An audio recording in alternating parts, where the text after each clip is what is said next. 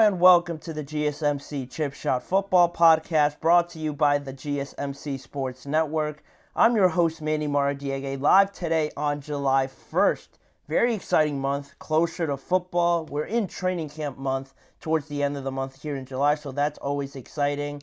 But on today's show, we're going to talk some more NFL and a lot about statements that were made, a lot of comments that were made over the weekend that I thought would be worth bringing up here on the show. Starting off with Brandon Aiyuk appearing on the latest episode of The Pivot. What did he say about his contract negotiations and some of his actions in the offseason?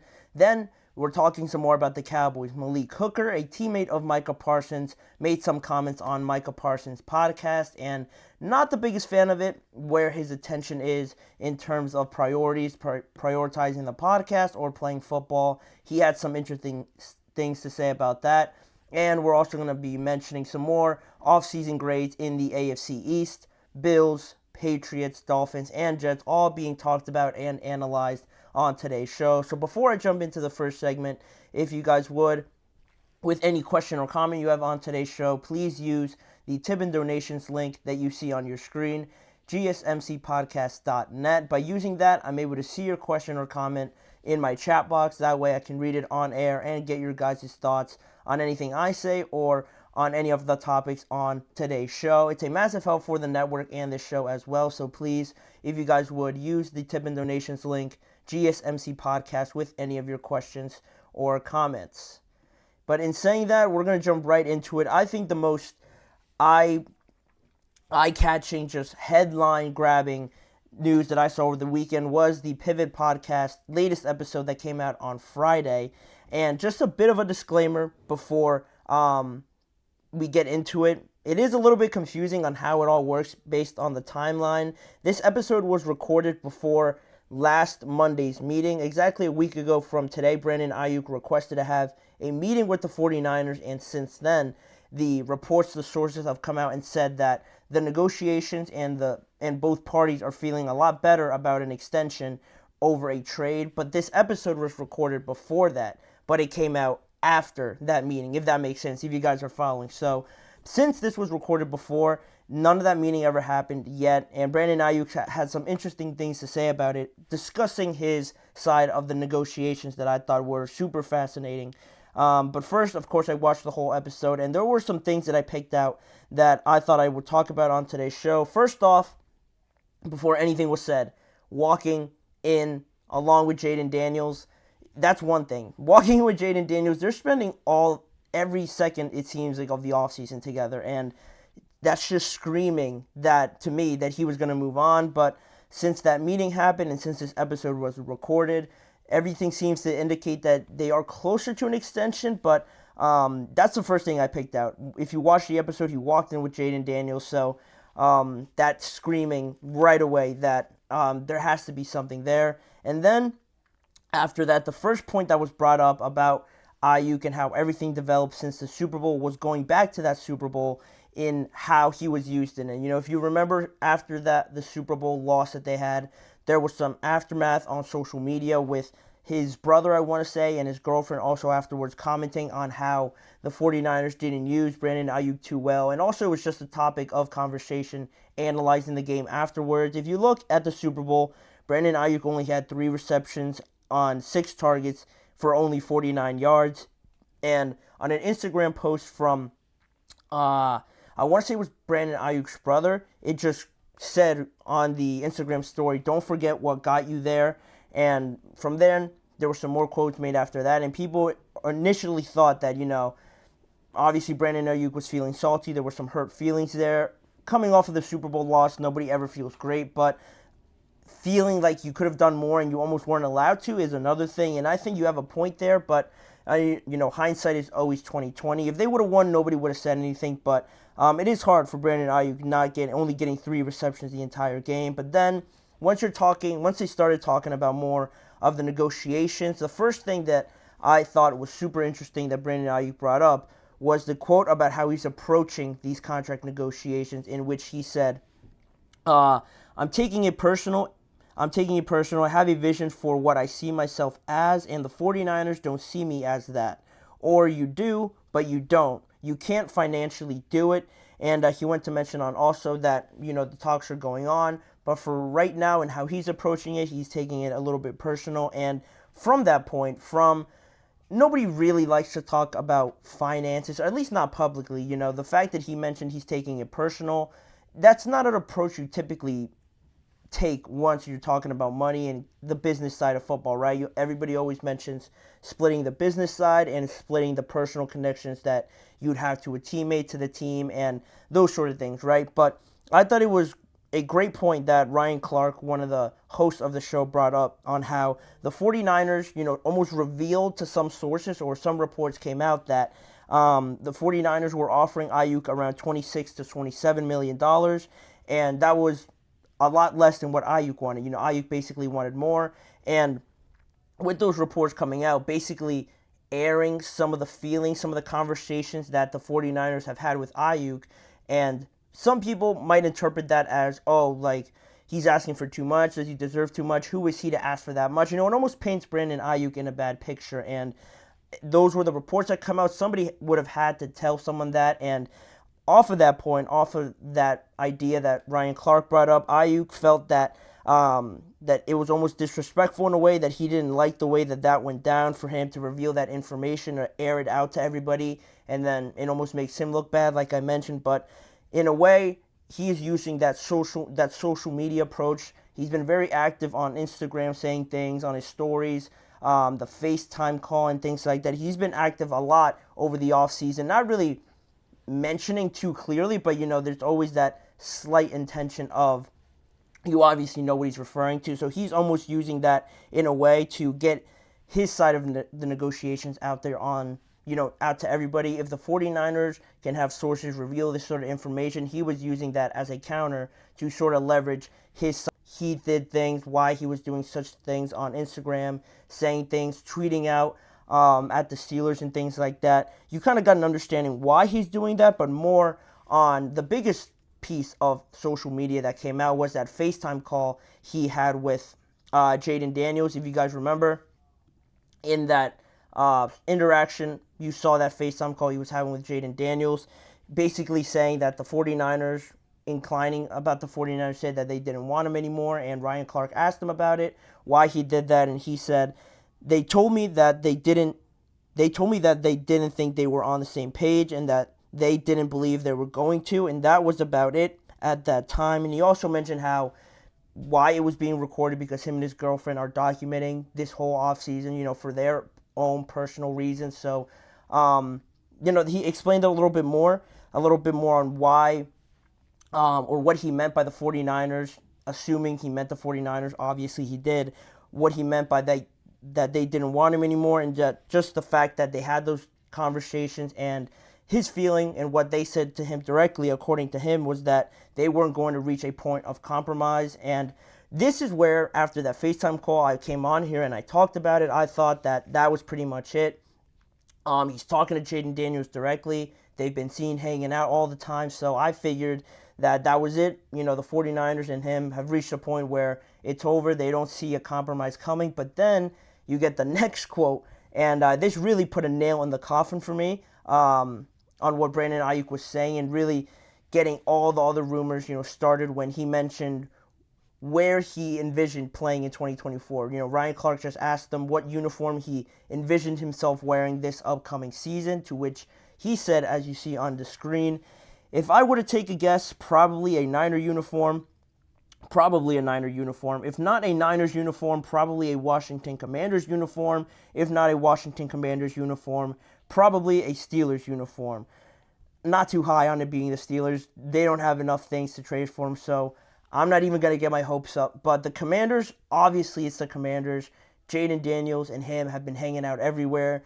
He made a point of emphasis to ensure that he wants to be with the 49ers, that he would love to stay there and continue what they have there. But, he seemed throughout that whole interview, if you guys go and check it out, the entire thing, he seemed pretty even-keeled about it. He seemed pretty enthusiastic about staying, but also wouldn't, make a big deal if the business side didn't line up and he had to go and play somewhere else. He has a very good connection with Jayden Daniels from their time at Arizona State University, and now that they're both in the NFL. They would love, of course, to have that reconnection and still play together at that next level. That would be awesome. But this is where now we're at a point where there's a lot of back and forth. There's a lot of things going on, and I don't even think it makes too much sense right now to predict what's going to happen next, because anything could really happen. You know, all the signs are positive right now, but I wouldn't be surprised if at some point this week we get a report or something saying that the negotiations are done. Brandon Aiyuk maybe post something else to social media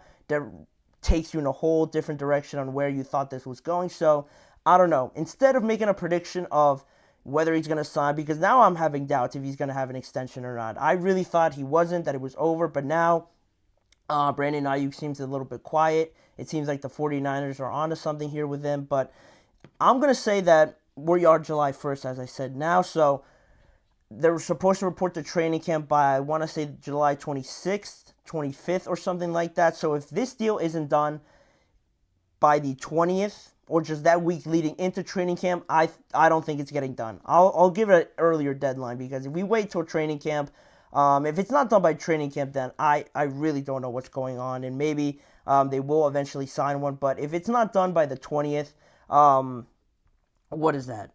July 20th is a Saturday. If it's not done by a Saturday, about 3 weeks from now, there's no way it happens, in my opinion. I'm still leaning towards that, but at the same time now I'm having doubts from where this Pivot podcast is taking me, from where all the other reports are saying. It's a lot of money. Obviously, is he worth it? Is he not worth it? I would have thought that I would have loved to have another season to see really be confirmed, but it seems like the 49ers are more leaning towards that way. But Aiyuk, with the market being what the market is, he feels that he's done enough up to this point, and it's hard to argue with him when everybody else is getting paid around him except him. So we'll see. We'll see where this conversation goes. It's always exciting. The conversation that he had with the Pivot podcast was very interesting. So again, I recommend you guys going to check that out. But in the meantime, we're going to take a break from the show. And when we return, we're going to talk some more about things players say about their teammates, about their teams.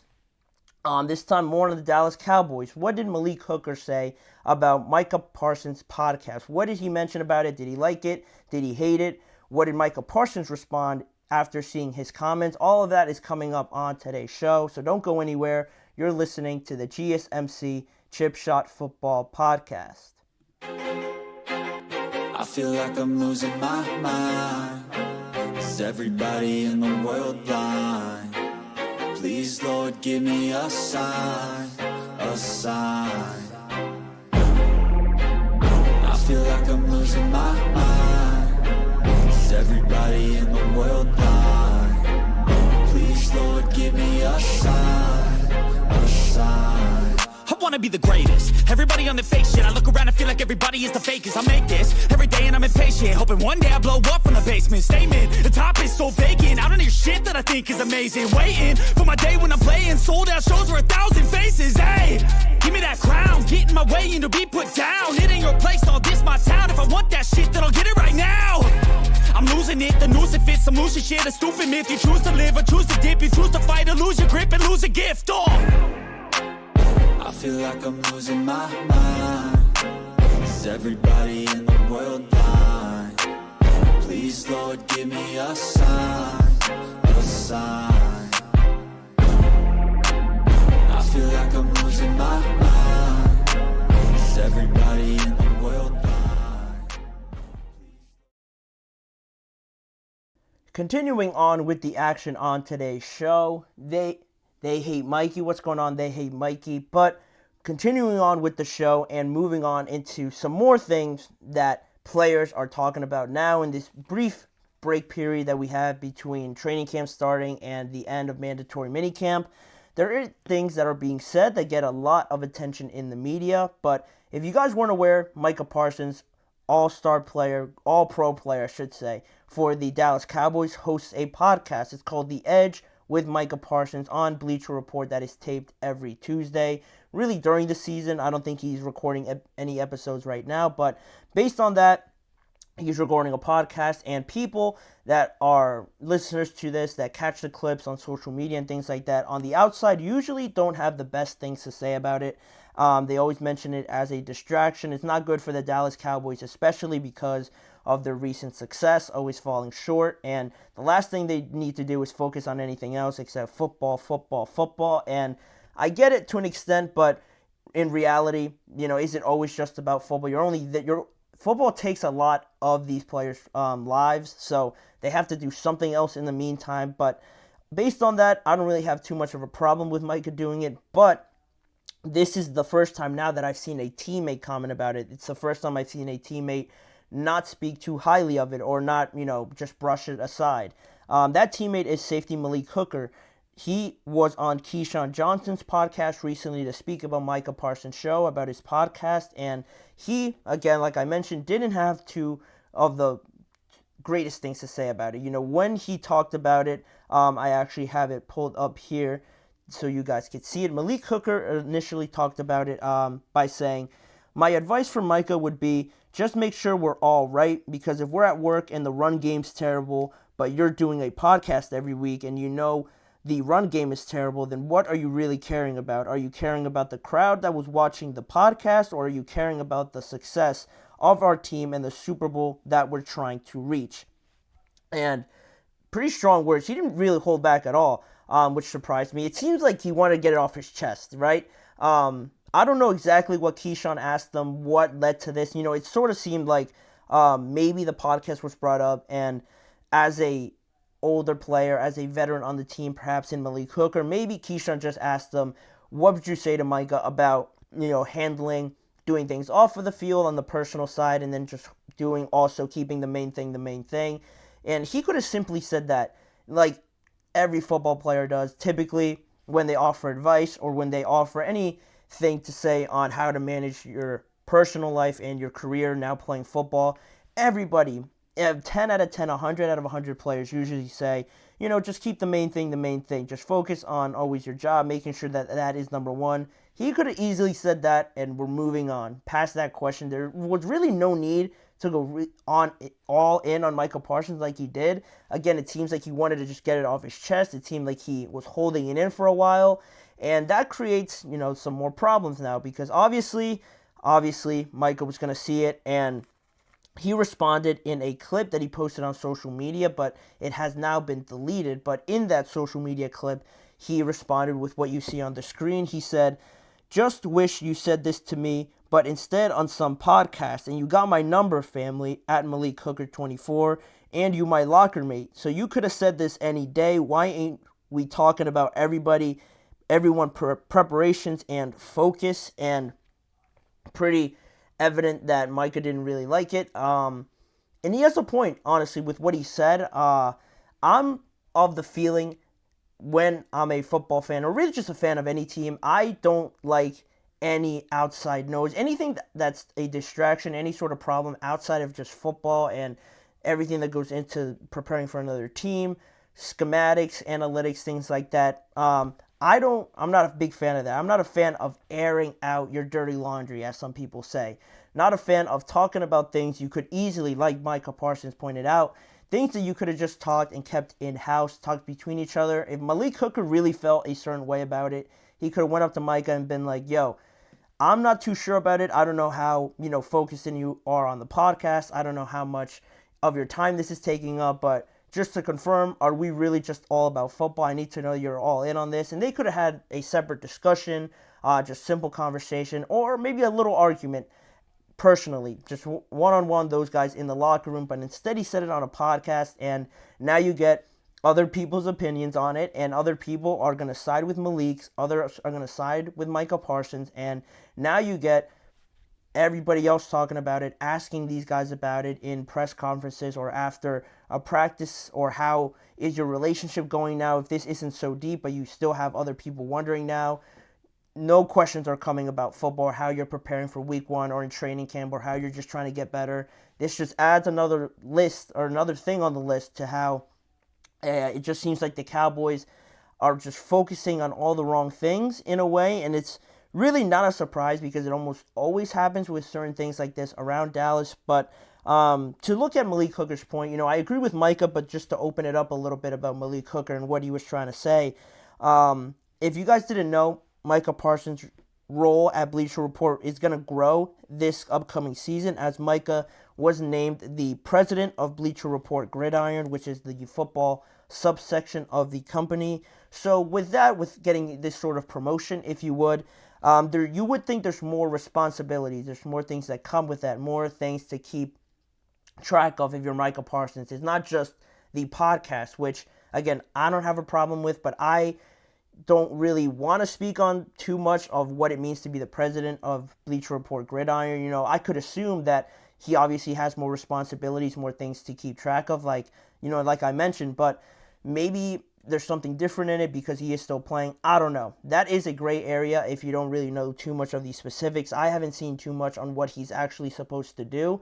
All I know is that he got that promotion, and assuming what that means, you have a bigger role in Bleacher Report. So to Malik Hooker's point, if you see that, it's not really just about the podcast if you have other things to worry about of a president of an entire subsection of a media company that you obviously have to talk about everything around the NFL, not just your point of view, your team, or anything like that. So I can understand where Malik's coming from if he was talking about that, not just the podcast. So that's one thing. And again, this is the first teammate I've seen that really commented on it. Nobody else has really said anything about it or not spoken too negatively about it at the same time. But again, with that being said, I don't really like that he did it. This could have all just been done behind closed doors with that. And it didn't have to go to social media because now you have Micah responding on social media. And in the same light, he could have just kept that response to himself and approached Malik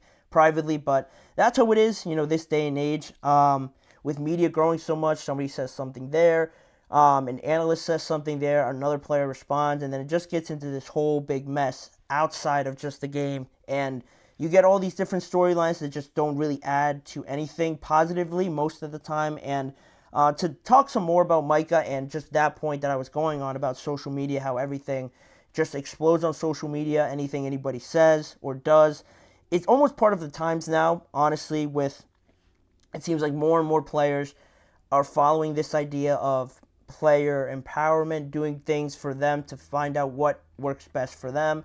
With NIL, more players are coming in with more responsibility of keeping track of their finances and taking just more responsibility of looking out for themselves.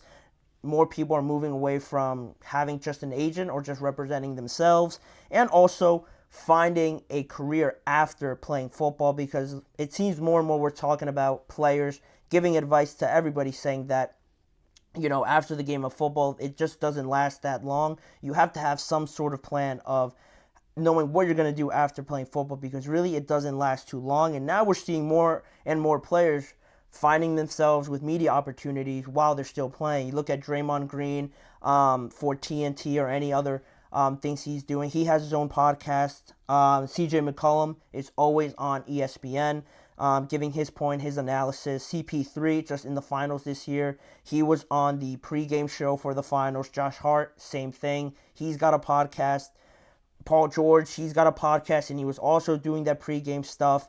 Cam Hayward, another football player, he has his own podcast along with Max Crosby. More and more guys are going to start doing it. But again, it always comes down to keeping football the main thing, and I think most of them are doing it. It's not like CP3 and Josh Hart, or I should just say CP3 and CJ McCollum aren't, always appearing on it. I think just because it was the finals, because they're veterans, they don't really, no one's really questioning, their love of the game or anything like that, their attention to their team. So they appeared on it here or there to give their analysis, but as long as you keep the main thing, I think that's the most important part. But it's starting to become more of a normality. You're going to see more players do it. I just rattled off, I think, 6 to 7 players in the NBA and NFL to do it. That's only going to grow. That's only going to just increase in numbers. And it also makes me think, just along this point to close this part, about the Dallas Cowboys and Malik Hooker and also Micah Parsons. It makes me think now that Malik, like I mentioned before, has been wanting to say it in a way, because he went a lot deeper into it than simply just a 1 to 2 sentence statement. It almost makes me think now that maybe other teammates are feeling a way about this. Maybe other teammates share the same feeling that Malik Hooker has just said, but they're not really airing it out in public. They're just keeping it to themselves in spite, or just really not agreeing with it. And they haven't really approached Micah Parsons about it, to my knowledge. So I don't think Malik Hooker's really the only one, is what I'm trying to say. If he's feeling it, there's no chance no other player out of the 55 to 53 others in that roster are 100% right behind Micah Parsons, in agreement with what he's doing. I think the older players might feel a certain way about it, especially like I mentioned, if Micah's getting a promotion, he's doing more with the company.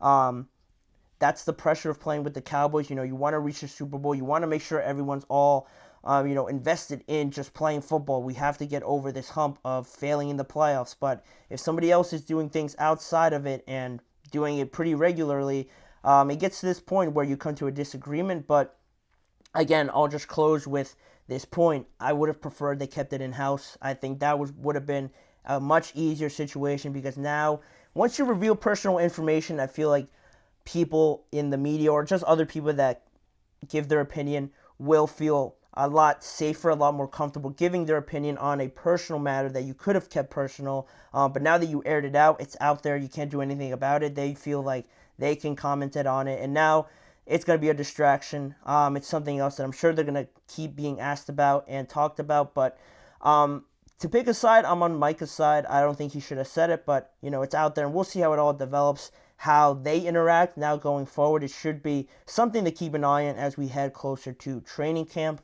But in the meantime, we will head to a break now in the show, and when we return, I'm going to give some more offseason grades on teams around the NFL, this time in the AFC East. We're going to see which teams got better and what team in there I wasn't a big fan of how they went through their offseason. So don't go anywhere. We'll be right back just after this break.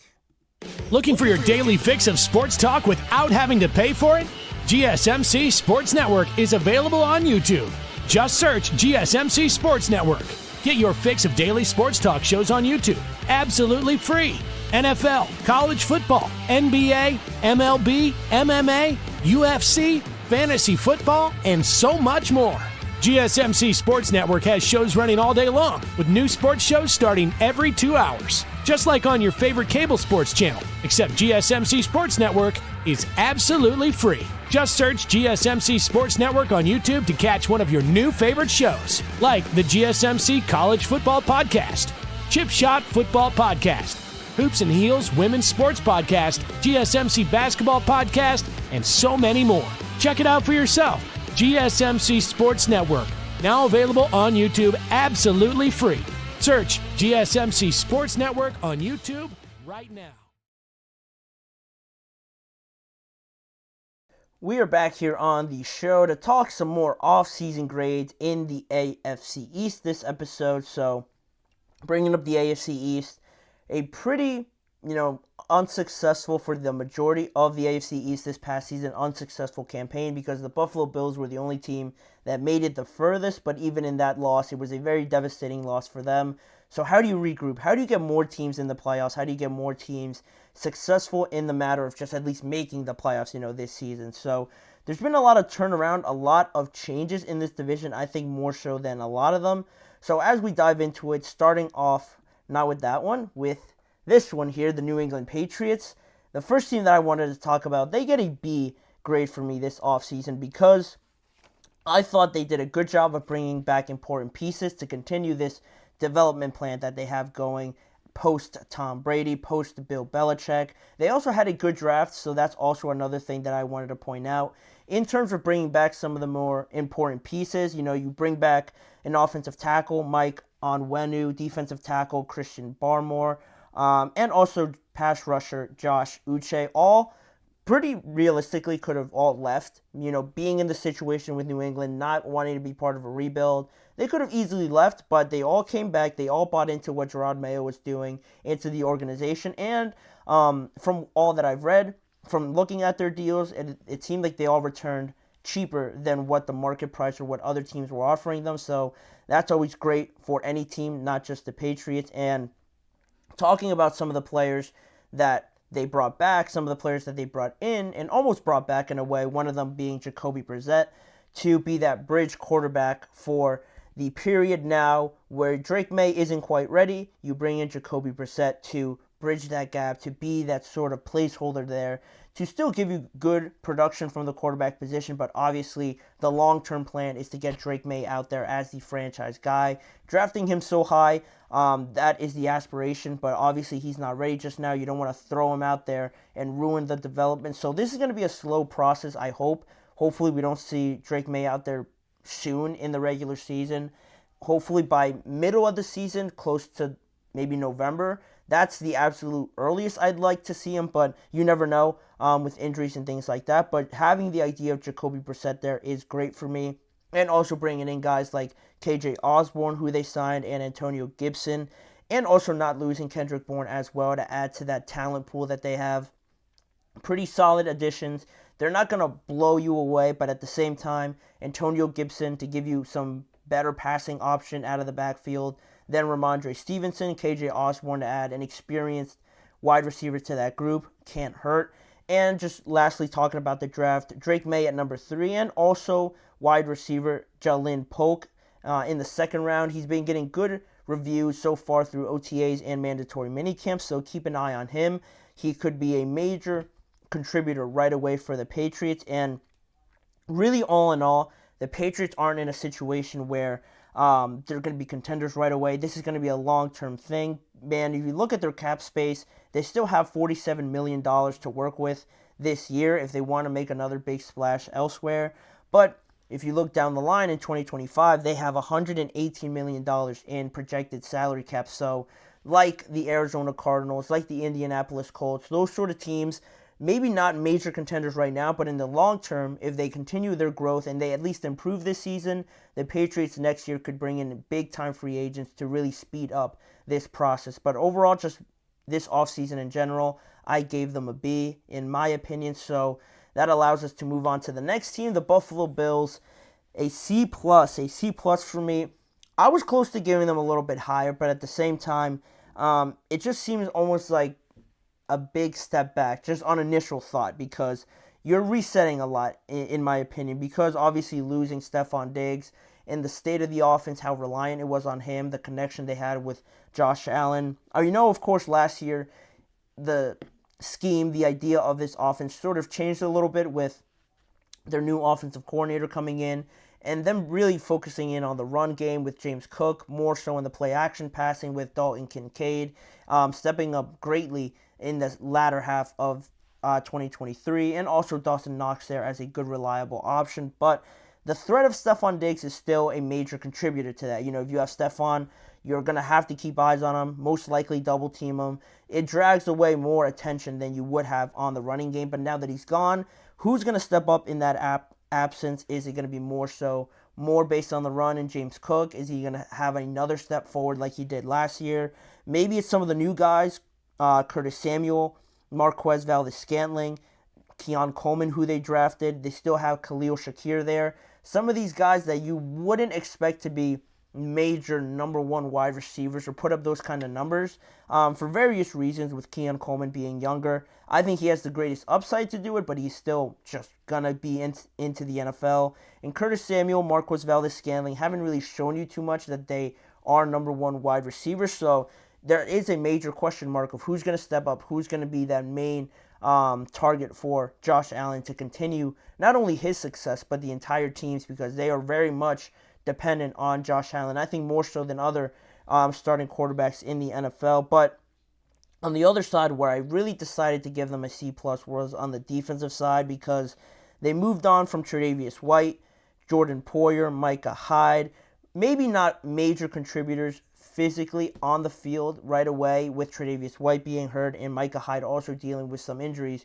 But they are the character, almost the soul of that defense, the main contributors to establishing that culture, that identity that defense brought, and almost complementing that offense right, step for step, and how successful they were. But now that those guys are gone, yeah, they could still be looked at as talented. Everyone's talented in the NFL, but this defense still has some good players like Ed Oliver. AJ Epinesa played great. Hopefully they get more out of Von Miller. Mike Milano is coming back as well. So you still have good names there to give you some decent production, but from a leadership standpoint, from a culture establishing point, I didn't really like that they got rid of all of them. If they would have kept one or two of them, I would have still been satisfied with their defense, but the fact that they lost all of them, I think will be, or have a bigger impact than most people will give it credit for. And also, just any more positive note, they did bring back Deion Dawkins on that offensive line, and they also brought in La'el Collins to add to it, so that could offset a little bit, but overall, I gave him a C+. I think there's too much uncertainty. I don't really know where to look to get certain assured production from this team, so from that, I'll give him a C+ this offseason. But moving on to the next team, the New York Jets. It's weird with the Jets. It's weird with the Jets because they addressed everything. If there was no stories on where Aaron Rodgers was, why Haason Reddick's not getting a new deal, what's going on with Nathaniel Hackett, is Robert Saleh going to make it past this year? If there was none of that, these guys are perfect. They got 5 4-stars on their project, this offseason project, and they're on a good track. But that almost makes it, hold back a little bit, because if you look at everything that they addressed, they brought in 3 offensive linemen that could right away be starters in Morgan Moses, Tyron Smith, and John Simpson.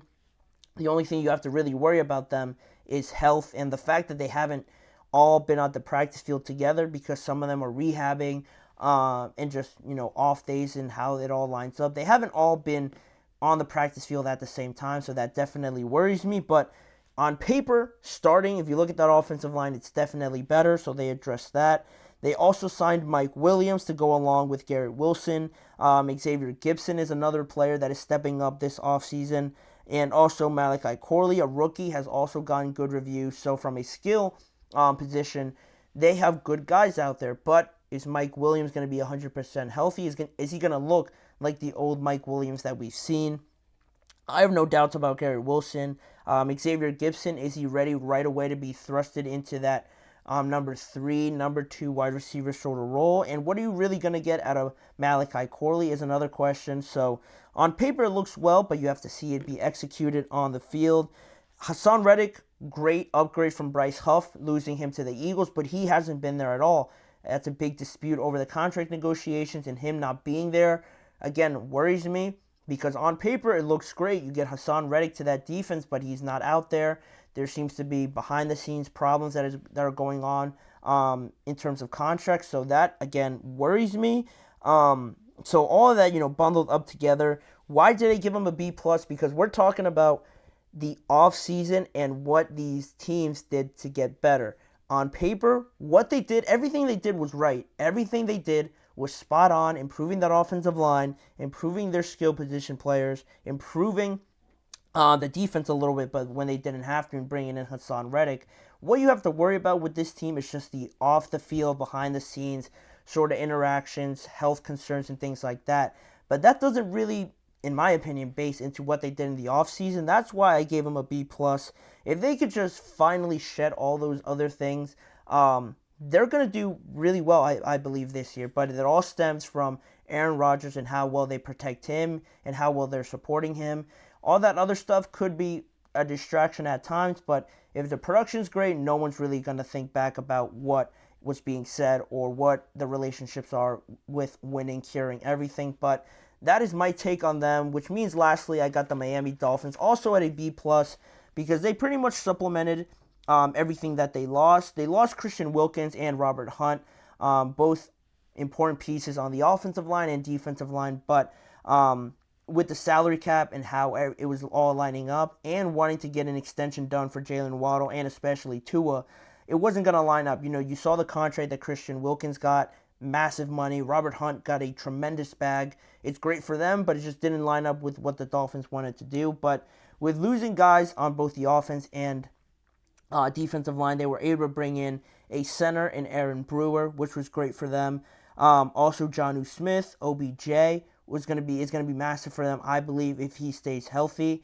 On the defensive side of the ball, losing Christian Wilkins doesn't, make them better, but you also brought in Shaq Barrett for that pass rush, Jordan Brooks, Kendall Fuller, after releasing Xavier Howard. So those pieces are pretty solid additions to this defense that already had Bradley Chubb, Jalen Phillips, Javon Holland, Jalen Ramsey. They didn't need to add big name players right away because they already had some of them, and the fact that they were able to replenish with some of these solid pieces, like I mentioned, I really liked. Getting the Jalen Waddle deal also out of the way is huge. Now you have Tyreek Hill also wanting a new deal, restructuring it. How they figure that out will be pivotal, but also the biggest thing right now is Tua. Are they going to get a contract extension done with him? That was really the only thing holding out for me in evaluating the Miami Dolphins. I want them to keep Tua. I think they should. How much they give and how much is he asking for is another thing. Finding that compromise will be huge for them because I believe you need Tua there this season because you can't just take this offseason off if he's going to hold out and not be there 100%.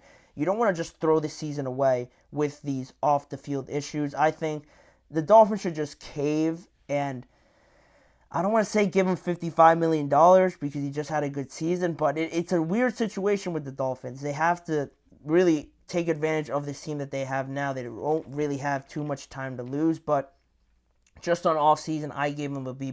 So as always, let me know what you guys think of my grades. Do you agree with them? Am I being too harsh on the Bills? Am I praising the Dolphins a little bit too much? Leave it all in the chat box or in the comments section after the episode. But with that being said, now we're going to move on to another break. And when we come back, two more topics I wanted to talk about. Todd Gurley, we haven't talked about him in a long time, football related or anything really. He was on a recent podcast talking about his NFL retirement and any chances of coming back to the NFL, and also some comments someone on ESPN made about Jordan Love. Very high praise for him, but is it too high? Are we placing too much expectations on Jordan Love? I'll get to those topics after this break. Don't go anywhere.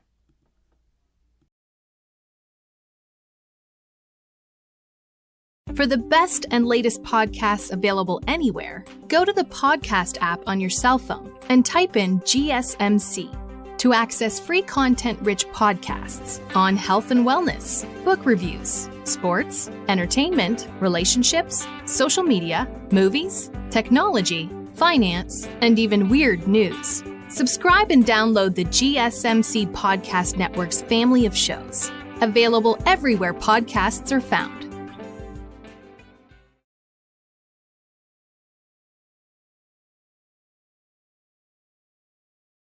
We are back here now on the show to talk some more about one of the weirdest chain of events reactions that happened within one of the most impactful ones, if you look back on it now, that happened in NFL history, in my opinion, because to give some context on this situation, from 2017 through 2018, Todd Gurley was on an absolute tear. He was on a different level, scoring 40 touchdowns in those 2 years for the Los Angeles Rams, 19 in 2017 and also 21 in 2018. And after being drafted in 2015, the success, the get back, the production from drafting him for the Los Angeles Rams was pretty significant, after winning the Offensive Player of the Year in 2017.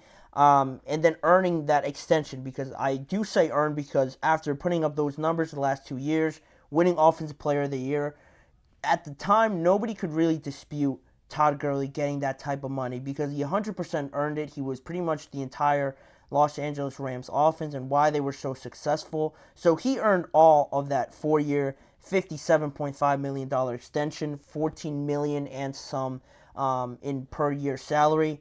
And it's crazy to say that now because nobody outside of maybe two players are making that for running backs. But after that 2017 year, the knee injuries is really what started to deteriorate Todd Gurley in his NFL career, because after that, after being there, some spotty performances with the Los Angeles Rams, 2019 rolled around after he got that extension, and it was a weird time because Todd wasn't really playing.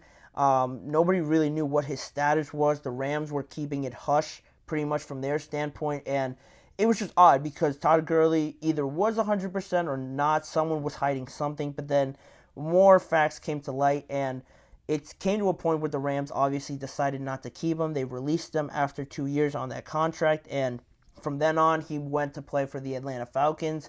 that didn't go too well. And then since then, we haven't seen or heard too much about Todd Gurley or anything, which is crazy to say because he's only 29 years old. He could definitely still be playing now, and people would have wanted more answers, and he did provide a little more insight on what he's been doing, what his mindset was during this time. He recently appeared on the 2510 podcast show with LaShawn McCoy and Deshaun Jackson, and he basically described what happened after the Los Angeles Rams cut him after that year, to which he said, "I kind of had to see what they were talking about for real because I played in Georgia, so that one happened, and I was like, the season was sorry, and then after that, it was like, all right, bro, I live in Los Angeles, I'm chilling, I've done everything. Of course, I would love to have a ring and stuff like that," but he said it truly came down to the fact that if he had played again, scoring 10 touchdowns or scoring 0 touchdowns,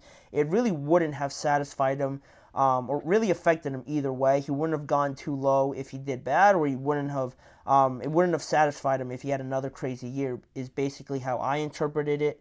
And you think about that and the $45 million guaranteed that Todd Gurley got at the time, and you compare it to now, and those numbers are just astronomical, a dream for running backs now to get from that point on. And NFL teams don't want to run the risk anymore. And I really wanted to bring that up with this segment, outside of Todd Gurley, commenting more on what he's been up to and just what his mindset was during that time on the 2510 show, which you could go check out and listen more about it. I wanted to point out the fact that since that time, how this contract really has affected the running back market has been so significant, so impactful, because like I mentioned, $45 million guaranteed to Todd Gurley is a dream for any running back now, I guess outside of Christian McCaffrey. But back then, it seemed like Todd Gurley was really opening the door to paying some of these running backs maybe a lot more money. It seemed like with what he produced on the field, it almost could have been the turning point, the breakthrough that these running backs needed to start getting paid a lot more if Todd Gurley and his situation didn't end up like they did. That was the worst possible scenario for the running back market, because instead of taking it very high and at a very point of view where they had a lot of success, it went completely left and it went worse because he got injured. The Rams invested so much into him with the knee injury now. Now they're having second thoughts about it, running the risk of paying him so much. They cut him, and now that paints a bad picture for them. Why the heck did they pay him so much? Now is what people are thinking, and now nobody wants to run that risk anymore. Kelsey, how you doing, Kelsey? Welcome to the show. And also, just on that point, teams don't want to run the risk anymore. If you think about it, like I mentioned before, Todd Gurley could very much continue to still be playing. He could still be playing right now, and if his career took a different trajectory, if he, continued to get better, explode more so after 2018 into 2019 and continued to produce at that level, the running back market could be in such a different position right now. But you could almost think about it as if I don't know how many of you guys have seen Split or Steal, that game show, but it's almost like Todd Gurley decided to steal instead of split with the rest of the running backs that followed after him or currently alongside him that played, and he decided to steal and just took all the winnings for himself, and then after that point, it was never the same for the running backs. That's what it seems to me. That's the best analogy that I can come up with, because it's so crazy how just one turn of events, how one injury could now change the whole landscape of this running back market, because now teams are afraid of that scenario, overpaying for a running back. And unless you're 200% sure you have a Christian McCaffrey on your team, no one's going to pay close to $15 million per year for a running back. Alvin Kamara's got that, but now he runs the risk of getting released by the Saints, other than the fact that the Saints have a bad salary cap situation. But they're really the only team. Nobody else is giving running backs $15 million per year, $16 million per year. It's almost an anomaly for anybody to do that. Ramondre Stevenson just got his deal, and instead, just comparing it to Todd Gurley got $45 million guaranteed, and Ramondre Stevenson got around $30 million less guaranteed, $17 million guaranteed to be specific in his new deal. So a huge drop off from what it is now. And it just almost does make sense not to bash on NFL and just put all the blame on them. It does make sense because the running backs are required to do a lot. So much of the workload goes on the running backs, but you'd want to see them get paid for doing that. But again, teams are, I don't want to say taking advantage of them fully, but it almost just seems unfair with how much they do with how much some of these great running backs do in the NFL. Christian McCaffrey, I'll throw Najee Harris in there, 100%. Him, Ramondre Stevenson, Alvin Kamara even as well. Where would the Saints be without Alvin Kamara on their team? Those sort of guys, what they do for their offenses, teams are not really paying them accordingly, and it seems unfair, again, with just how crazy the situation turned out with Todd Gurley, and really until there's a period of running backs dominating, staying healthy for a long period of time, I don't think we're going to see much of a change from this. I just don't think we are. It seems like running backs, the idea is that they slow down around 29, 30 years old unless you're this freak like Derrick Henry or something like that. And also the NFL being more of a pass-heavy league, being more favored towards the quarterbacks. You see how much money they're getting paid, and that's a different conversation with, how much does Trevor or any of these other quarterbacks making $50 million per year. Some of them that are in that range, are they worth more, or they do as much for their team as a Christian McCaffrey or something like that? Different discussion, but the NFL just favors the quarterbacks more, pass-happy league. If you don't have a great quarterback, you don't really have a chance at all, so they're getting all the money. All the money's going towards them, and it stinks for the running backs, but, if you just think about that one point in time, if it would have turned out completely different, we could be looking at a different market, not too much differently because of, the quarterback is still the most important position in the NFL, but I think running backs would have definitely been paid a little bit better than they are right now. But, it is what it is. We could talk about hypotheticals all day long, so I'll leave that topic there. Who's your favorite team? I'm a Steelers fan. I have been for a while. I've been riding some of the highs and definitely a lot of the lows with them. So I'm a Steelers fan if you guys were wondering. But on that topic, on that idea, we're going to go to the last break of the show. And when we return, we're going to get more into a discussion. What did Mike Tannenbaum, the former general manager of the Jets, current analyst at ESPN, what did he say about Jordan Love? High praise for him, but was it too high? Are we playing too much, putting too much expectations on Jordan Love after one good year, one very solid year? I'll give you guys my point of view on that topic, so don't go anywhere. You're listening to the GSMC Chip Shot Football Podcast.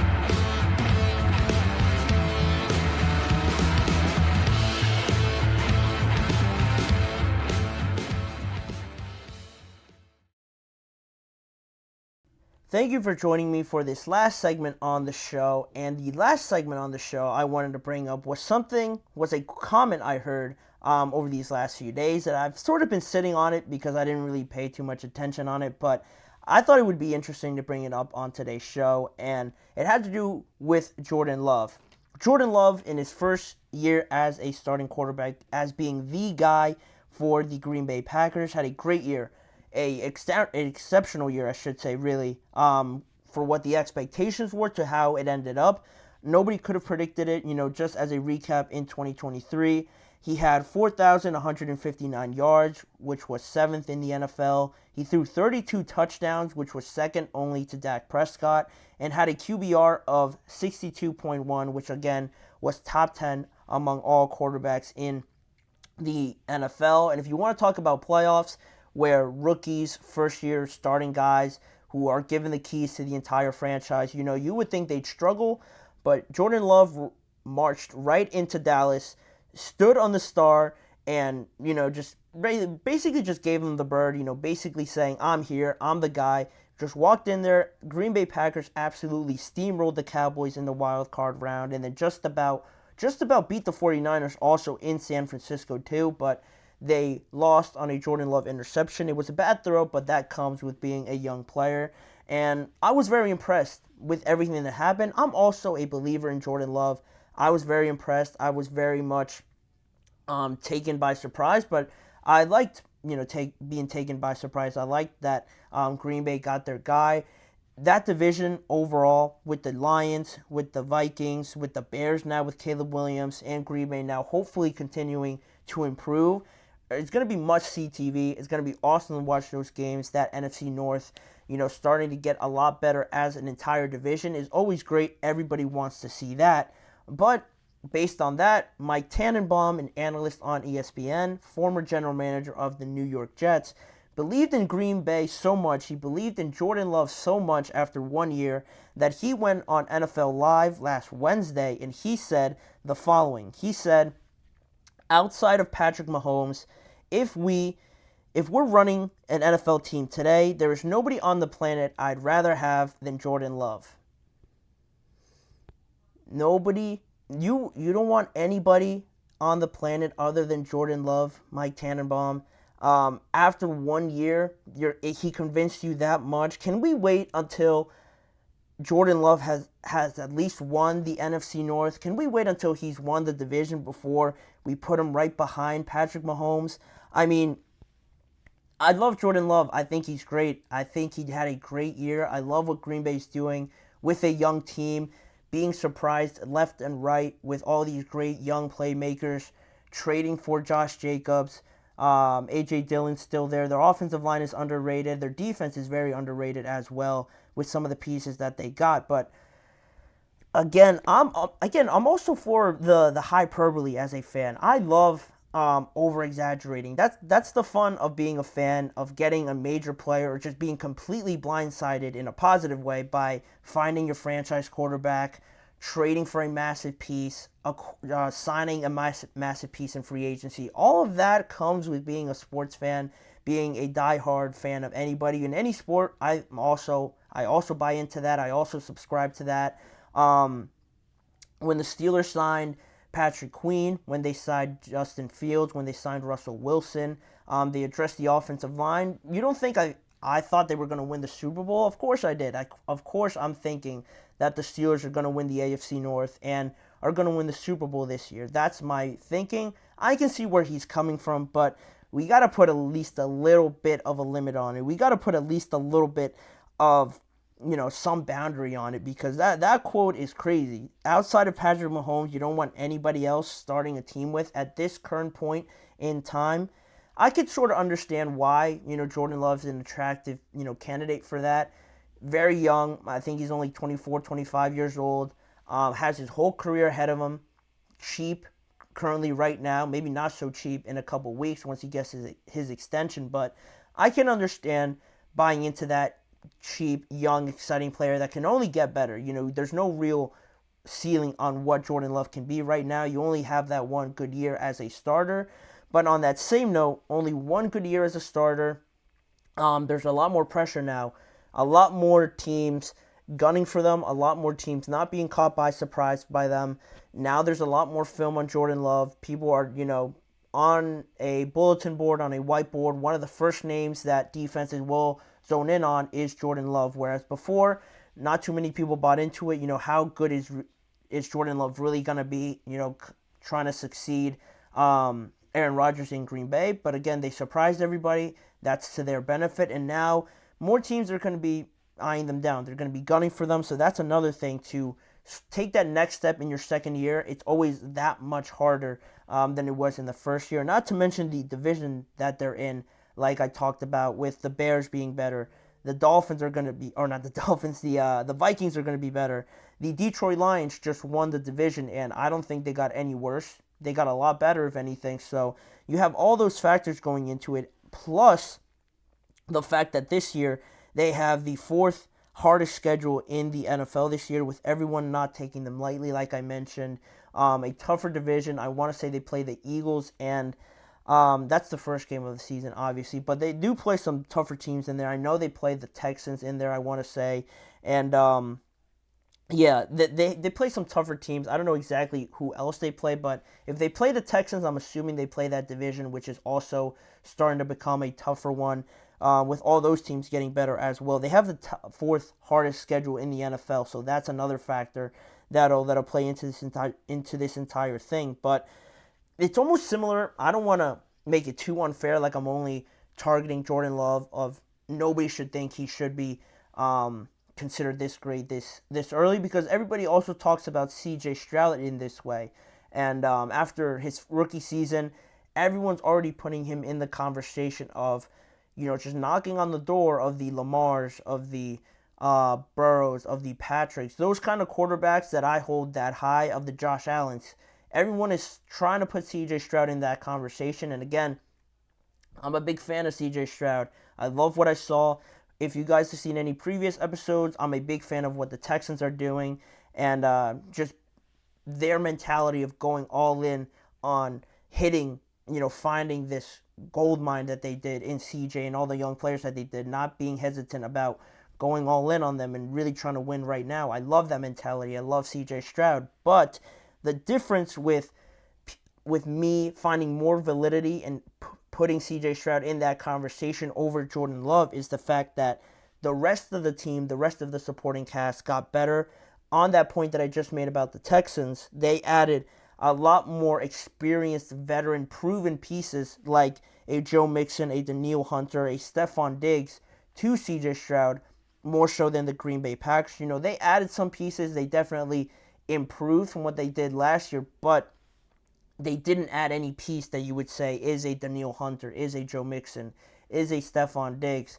Those kind of guys, I think the Texans did a better job of doing that, so I don't really have too much of a problem with putting CJ in that conversation or close to those guys, because the team has given him an opportunity to continue his development and continue to, skyrocket to those levels. Whereas Jordan Love, it hasn't been as, eye-popping and, headline grabbing, but they definitely got better. But I'm just a little bit more hesitant on where they are in terms of talent and team preparation compared to the Texans. And just this last point that I wanted to make on the quarterbacks, honestly, I would probably take Josh Allen, Lamar, Joe Burrow, CJ Stroud, all ahead of Jordan Love, just because right now you only have that real 1 year to base it off of. And again, it was exceptional, it was awesome, exceeding everyone's expectations, but at the same time, all those other guys have more experience. You're talking about Burrow being in a Super Bowl, Lamar in a conference championship game, Allen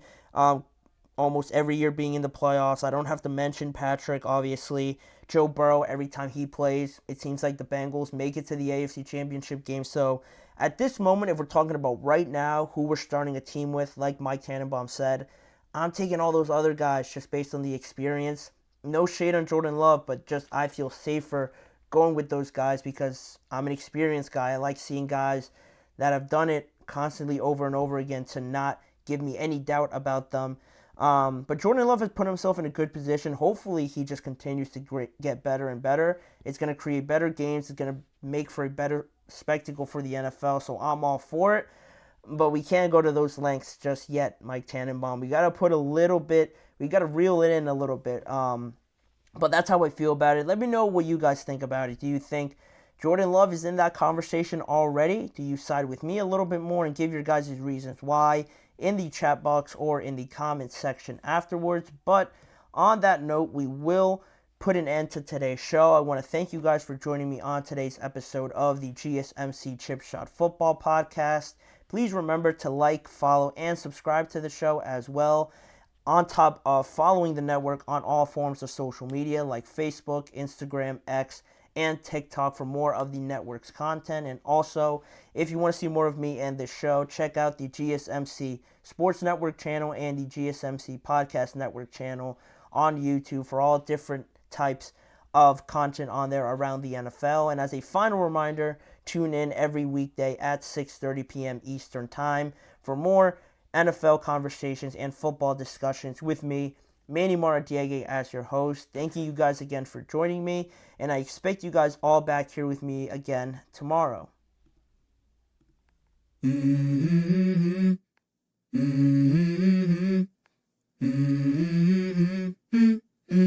Let's go. I wake up to a little bit of drool on my pillow, feel like it's gonna be a bad day. Yeah, I'm tired of shit, and the coffee ain't hit yet, damn ain't that